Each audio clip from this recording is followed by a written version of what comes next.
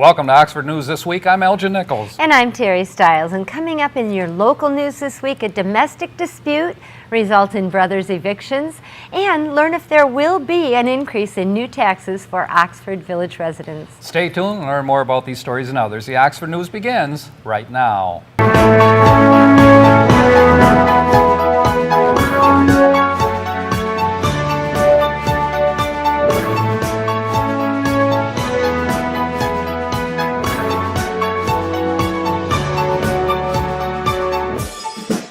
Sheriff's deputies were dispatched to an automotive parts company in the 3000 block of Adventure Lane on a theft complaint.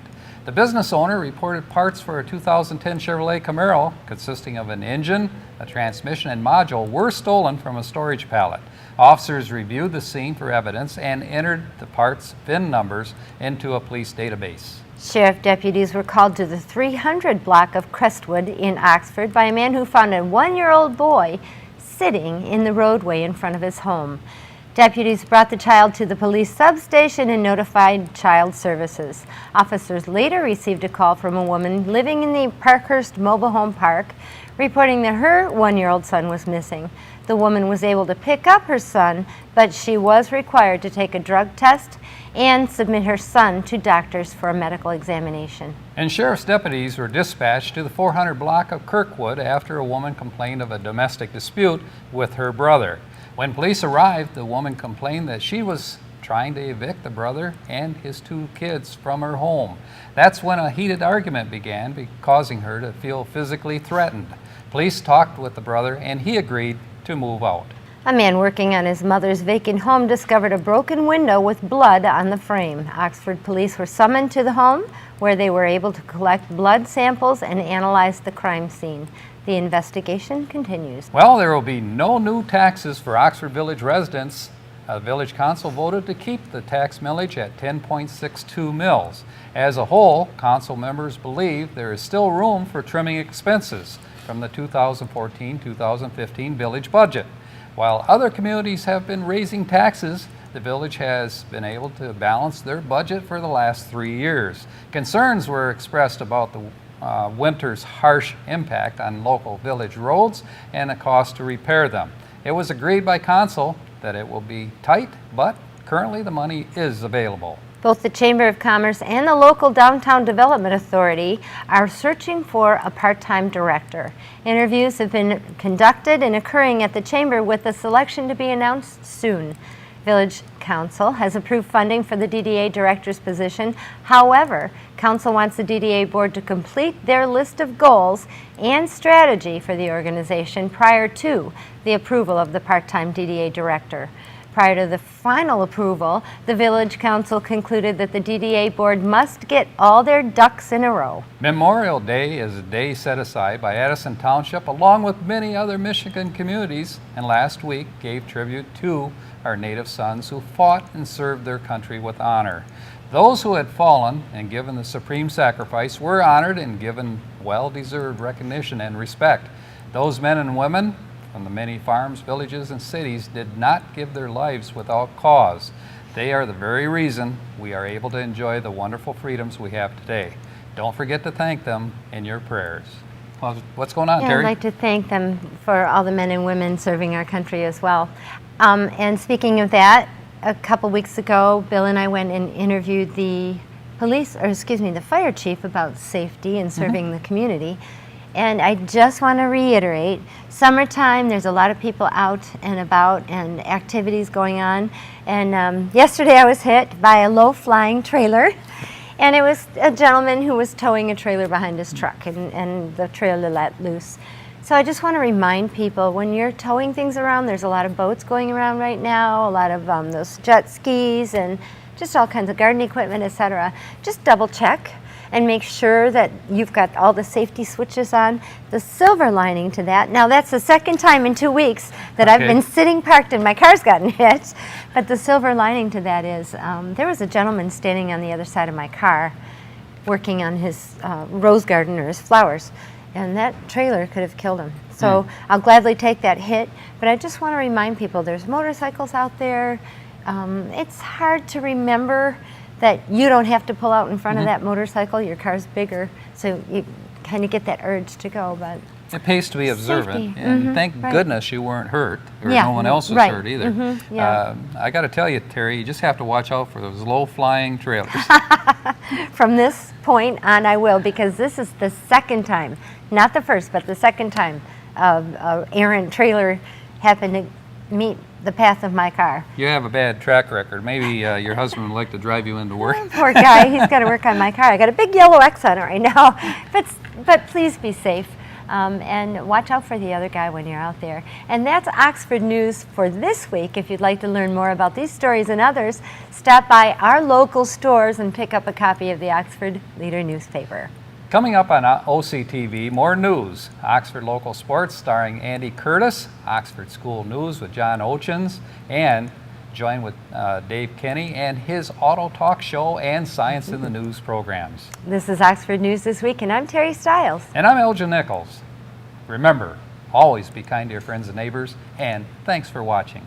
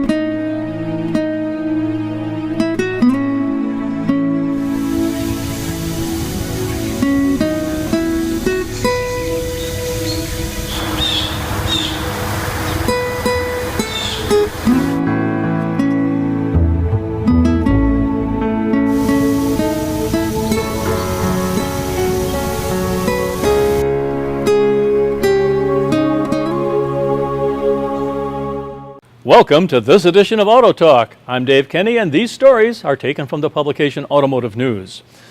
In our first story, luxury models from BMW, Mercedes-Benz, and Hyundai came out on top in front crash prevention rankings of a growing crop of vehicles with automatic braking systems, according to a new study. The BMW 5 Series and X5 SUV, Hyundai Genesis, and Mercedes-Benz E-Class models equipped with optional braking and collision warning systems earned a best score, a superior rating, in the second round of crash testing by the Institute for Highway Safety.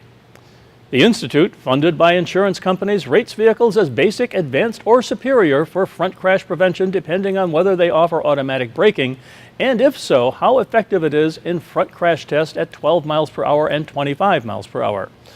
More broadly, automakers are making systems that pre-charge and apply the brakes automatically to avoid crashes more widely available and with greater stopping power. IIHS, the Institute, says that more than 20% of 2014 models offer some level of automatic braking capability, more than double the rate of 2012. The BMW 3 Series, Infiniti Q70, and Toyota Avalon received the lowest scores. Buick Regal, Cadillac CTS, Cadillac XTS, and Chevrolet Impala models with automatic braking technology earned superior ratings while falling short of perfect scores because their systems featured less stopping power than necessary for a perfect score. Automatic braking systems are most common in luxury cars and light trucks, though they are beginning to trickle down into more mainstream vehicles. The collision warning and crash mitigation system on the Dodge Durango, for example, earned models of the SUV equipped with the technology an advanced rating in the test. And over at Google, Google will launch its own fleet of autonomous vehicle prototypes with no steering wheels, no gas, and no brake pedals as the technology giant begins a new phase of its self-driving car project. Google designed the car and plans to have about 100 test vehicles that are fully autonomous with extra safety features, company co-founder Sergey Brin said during a conference on May 27th, hosted by technology blog Recode at Rancho Palos Verdes in California. Google will tap Roush Enterprises near Detroit to assemble the tech giant's self-driving prototype vehicles and take advantage of Southeast Michigan's automotive supply and technology base, sources said. Roush is expected to retrofit an unknown existing model at its Allen Park, Michigan prototyping facility near Detroit to help Google take another major step on the road to autonomous driving. And at Ford, Ford has a solution for drivers tired of cranking steering wheels to maneuver into tight parking spots. Now, to back into a space, a driver needs to turn the steering wheel of a typical vehicle up to 3 revolutions. With the new Ford system, it might need as few as 2. Ford Motor Company plans to introduce the system in a non-named vehicle within 12 months, the company said on May 28th. In Ford's system, the steering wheel activates an electric motor, which turns a gear on the steering shaft. The motor and gear turn the wheels with fewer rotations of the steering wheel. Moreover, the driver needs the same effort to turn the wheel, even though fewer turns are needed. Ford officials have not named the vehicles that will be available for the adaptive steering yet. And bad news at Ford. Ford Motor Company said it's recalling nearly 1.4 million SUVs and sedans in North America, most for possible power loss or loss of power steering. Ford said it will recall over 195,000 Explorer SUVs in North America from the 2011 to 2013 model years, and over 915,000 Ford Escape and Mercury Mariner SUVs from model years 2008 to 2011 on power steering issues. Also, Ford said it will recall nearly 200,000 Taurus sedans in North America from the 2010 to 2014 model years on a corrosion issue. Finally, the company also said it's recalling over 82,000 sedans with floor mats that may interfere with the operation of accelerator pedals. The floor mats were put in 2006 to 2011 model year Ford Fusion and Mercury Milan and Lincoln Zephyr and MKZ sedans. The loss of power steering can increase the risk of a crash when vehicles traveling at lower rates of speed.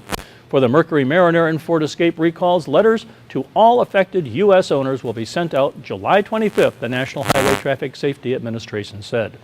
There may be additional vehicles included in the recall campaigns outside of North America, Ford said. Well, that's all for this edition of Auto Talk. I'm Dave Kenny, and as always, may the wind be at your back as you cruise down life's highways. Stay tuned to Oxford Community Television, and we'll be right back. Come on out for Friday night fish at the Oxford American Legion Hall. It's delicious. We love the Legion. They have great fish and good family fun. American Legion fish fry. It's awesome. And the drinks are good. The food is good. The service is awesome.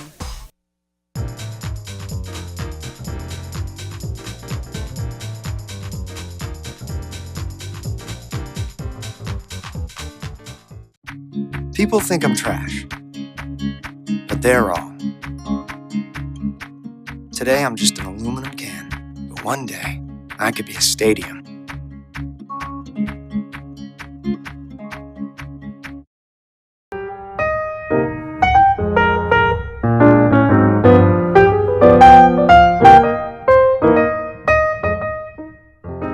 I'm John Oetjens, and welcome to the Oxford Wildcat School Update.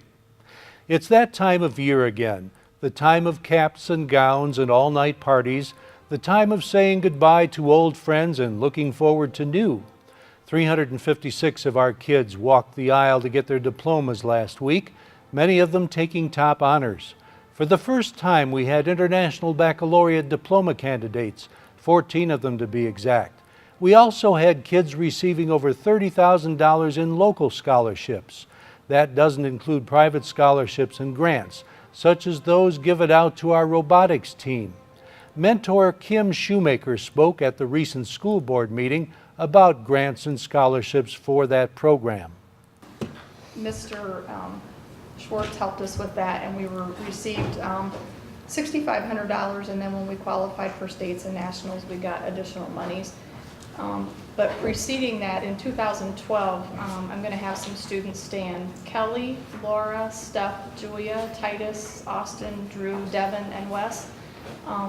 These students, we invited Senator Marlowe and State Representative Brad Jacobson to the school. They gave them a tour, showed them what we do as a team, and presented them with a proposal that the state start supporting teams. So they were a part of the culmination of that this year. Kim also mentioned that over the last 5 years, all but one member of Team Torque 2137 went on to engineering. Another thing we can be proud of is none of our teachers have received pink slips due to budget cuts. If you know any teachers, you know this can be a common thing this time of year. We do have some budget concerns, and those are connected to State Public Act 437 dealing with debt repayment. That was dealt with by the school board as well. Pam Anstey, Assistant Superintendent of Business and Finance, explains. The current debt millage right now is 7 mils, but there's a new law, PA 437, that requires the school district to repay the school bond loan fund by the mandatory loan repayment date. And for Oxford, that's 2037. So what the rules are, and did everybody get one? Okay. So it's just sort of the facts that I'm going over. So if the current debt millage does not allow for repayment by this date, the millage by law needs to be increased.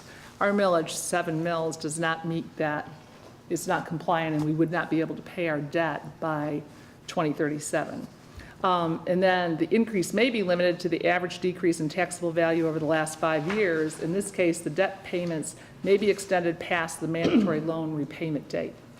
So that's sort of the crux of the law, meaning we have to figure out how we're going to repay and be compliant or go ahead and take the exception. The board chose the least expensive option to taxpayers, a 0.9 mil increase to bring us into compliance. This would mean a $90 bump in property taxes if you have a $200,000 home. At this same meeting, tenure recommendations were given to 26 of our teachers. The deteriorating relationship between Oxford Parks and Rec and our schools has been an issue lately. The bone of contention has to do with the school's suggestion to charge Parks and Recs for use of school facilities for adult programs. There has been some thought that there was an agreement with the previous superintendent for free use of the facilities. Dr. Skilling spoke to this at the board meeting. She said what happened was back in '98, she said, you know, we were providing community education, Parks and Recs were providing community education. It didn't make sense that two different organizations in the community are providing community education. So she met with Parks and Recs and said, why don't you just provide the community education? Okay, and that was what it was about. But she said there's money generated from that. That's a revenue source. There's no sense for us to be competing. And so that was what they discussed, according to Miriam Janopoulos. Skilling reminds us of the importance of a good relationship with Parks and Rec. Parks and Rec has done a lot for our kids, you know, helping out our athletic programs, helping out with probably volunteerism. Didn't you have some kids? Absolutely. Ron Davis is a great partner. He bends over backwards, you know, Parks and Rec does, and helping out the school district, helping out the community. You know what I'm saying? So there's no reason that we have to have this situation. We had a visit from the Lone Ranger and Tonto here at the station this week.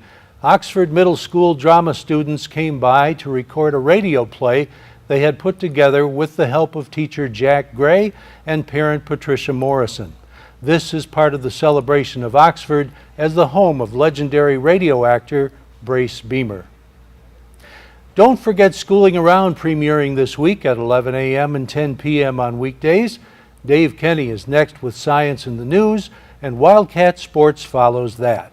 I'm John Oetjens, and this is Oxford Community Television, keeping it local. Hi-yo Silver, away. Okay, well, remember last week when you hit Vinny in the head with the shovel? I do not recall that. Of course not. Well, it was too graphic for the kids, so I'm going to have to block you. You know, I got to make this up. That's really not This is Vinny's watch. The average text takes your eyes off the road for nearly 5 seconds.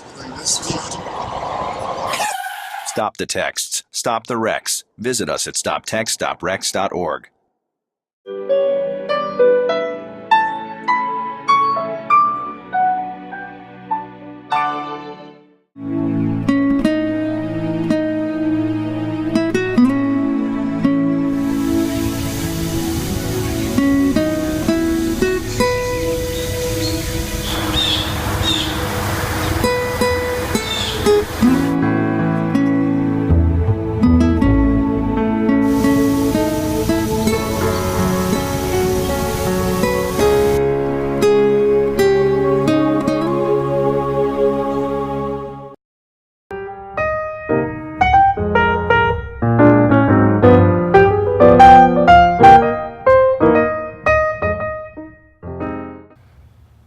For all student athletes who are thinking about trying out for the upcoming fall, need a valid MHSAA physical on or after April 15th, 2014.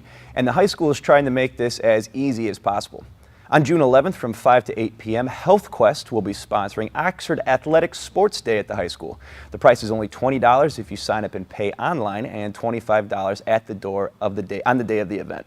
Now, spots are filling up fast, so the school is encouraging athletes to pay online and print their ticket to bring with them, along with knowledge of medical history and insurance information. More information and a link to purchasing the ticket can be found at the school's athletic website, oxfordathletics.org. Now, our Tigers are returning home this week after a very disappointing West Coast road trip, topped off by a 4-0 loss on Sunday to the Mariners. Behind the pitching of Cy Young winner Max Scherzer, who was credited with the loss, the Tigers' bats were dormant with only 3 hits all game from Hunter Castellanos and catcher Brian Holliday. Manager Brad Ausmus was not shy about sharing his disappointment after winning 3 of 7 and splitting the series with Oakland, saying there was little truth to road weariness, but there's no excuse there. This is as flat as we've been all year for sure. Now, the Tigers look to get back to their 5.5-game AL Central leading ways back home in the comfy confines of Comerica Park Tuesday against the red-hot Toronto Blue Jays at 7 o'clock. Now, both NBA and NHL are starting their championship games this week. For this year's NHL Stanley Cup Finals, the New York Rangers, who have not been in the finals in 20 years, are facing off against the 2012 champions, the LA Kings, who beat Chicago in an overtime game Saturday to win a very physical Western Conference. The puck will drop Wednesday, June 4th at 8 o'clock. And in the NBA, 2 familiar teams in the Miami Heat and San Antonio Spurs will have their rematch for the NBA championship on Thursday at 9. Now, I'm Andy Curtis, and remember, you can catch all of our broadcasts of your favorite Oxford High School and now Park and Rec League games weekends between 1 and 6 o'clock right here on OCTV, or check us out online under the program section of OCCTV.org. And as always, this is your community station, so if you have a sports idea or want to alert me to a mistake I have made, shoot us an email at andrewcurtis23@gmail.com and put OCTV Sports in the subject line. That was all the sports news you need to know. Thanks for watching and have a great day.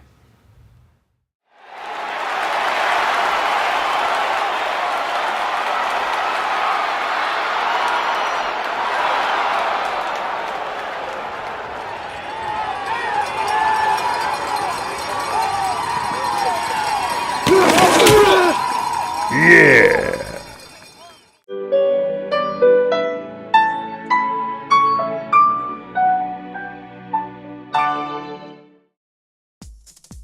On out for Friday night fish at the Oxford American Legion Hall. It's delicious. We love the Legion. They have great fish and good family fun.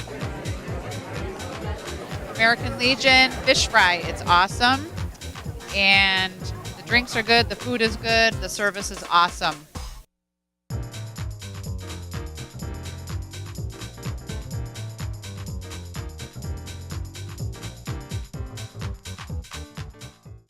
You're watching OCTV, Oxford Community Television, serving Oxford, Addison Township, and the village of Leonard.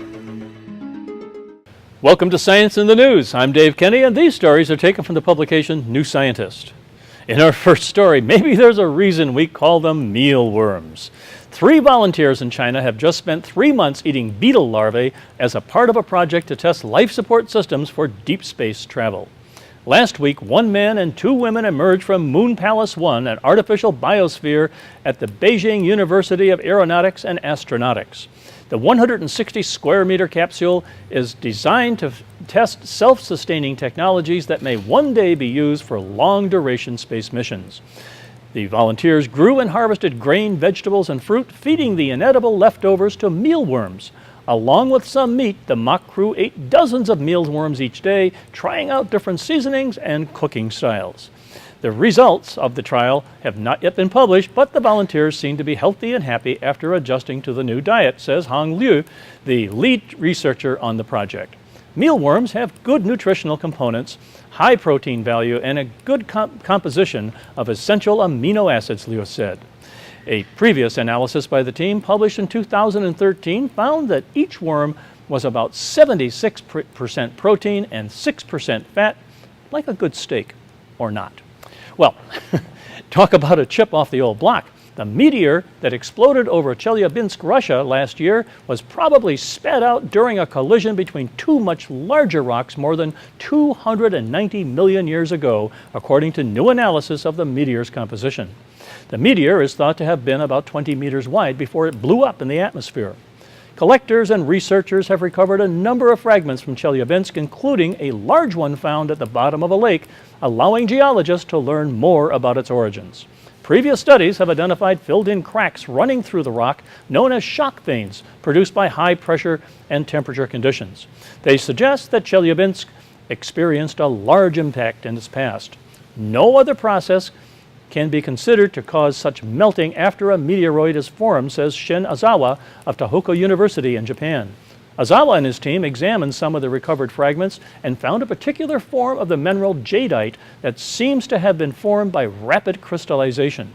This would require pressures of between 3 and 12 gigapascals and temperatures of 1700 to 2000 degrees Celsius. From that, they could calculate properties of the impacting body. It was likely to have been between 150 and 190 meters wide and traveling at anything from 1,400 to 5,400 kilometers an hour.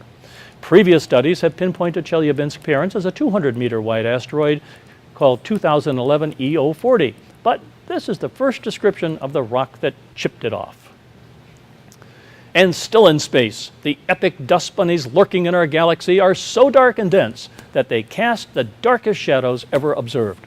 Dust marks out cycles of galactic creation and destruction in our cosmos. Grains of carbon and silicon condense into the swollen outer layers of dying stars, or perhaps in the violence of a supernova explosion. The grit is blasted out into the surrounding galaxy, where gravity encourages gas to condense around it, forming clouds that eventually collapse and ignite into new generations of stars. Dust cannot be seen with the conventional optical telescopes we have because it blocks out visible light.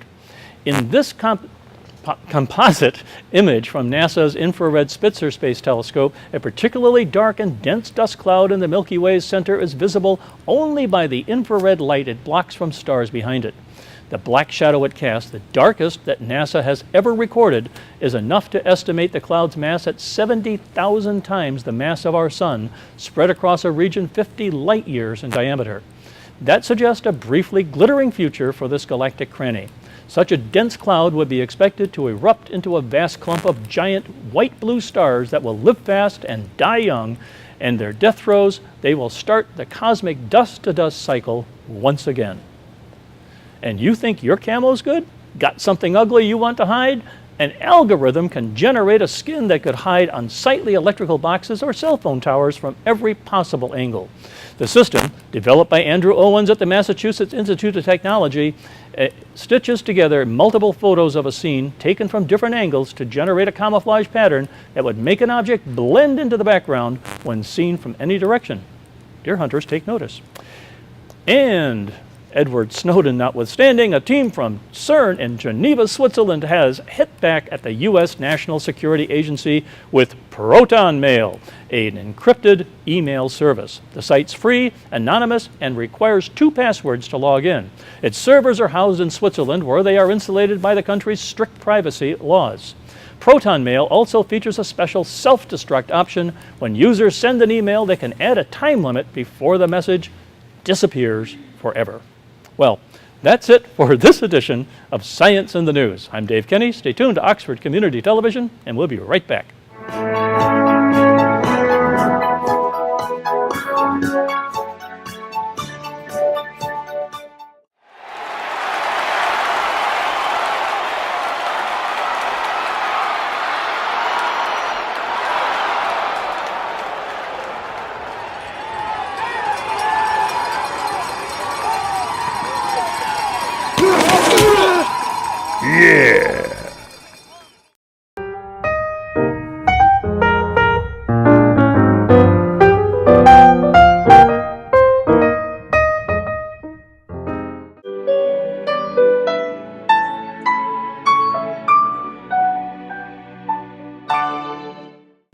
You're watching OCTV, Oxford Community Television, serving Oxford, Addison Township, and the village of Leonard.